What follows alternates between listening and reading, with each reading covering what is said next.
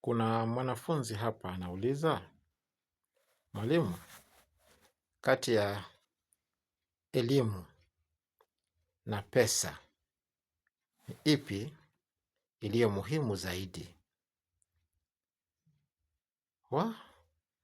Swali gumu kweli hili. Elimu na pesa ni ipi iliyo muhimu zaidi? Mwanafunzi huyu anataka kufahamu. Wewe unafikiria namna gani? Elimu na pesa ni ipi iliyo muhimu zaidi? Hata mimi nitoe mtazamo wangu. Hata mimi nitoe mawazo yangu. Kwangu mimi nitasema ile ambayo ni muhimu zaidi ni pesa. Mimi nitaanguka na pesa. Nitasema pesa ni muhimu zaidi kushinda elimu. Niko na sababu zangu.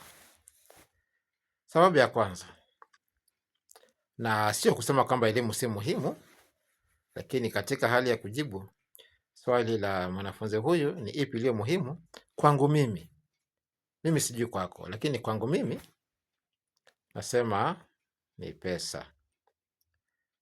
Sababu yangu ya kwanza ni kwamba huwezi kupata elimu kama huna pesa. Elimu yenyewe inahitaji pesa, na elimu ni pesa.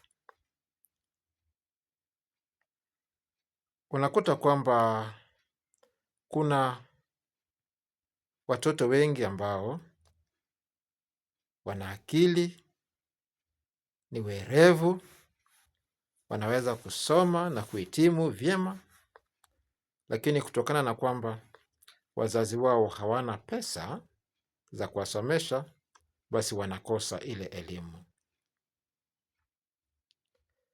Kuna wengi ambao pengine wamesoma shule ya chekechea, wakaenda shule ya msingi na wakahitimu vyema, lakini elimu yao inatamatikia hapo kwa kukosa hela za kuweza kuwasomesha katika shule ya upili, na pengine wangeweza hata kwenda zaidi chuo kikuu. Kwa hiyo kwa kukosa pesa, wengi wanakosa kujiendeleza katika elimu, na hata wengine wanakosa kabisa kuingia kwenye shule.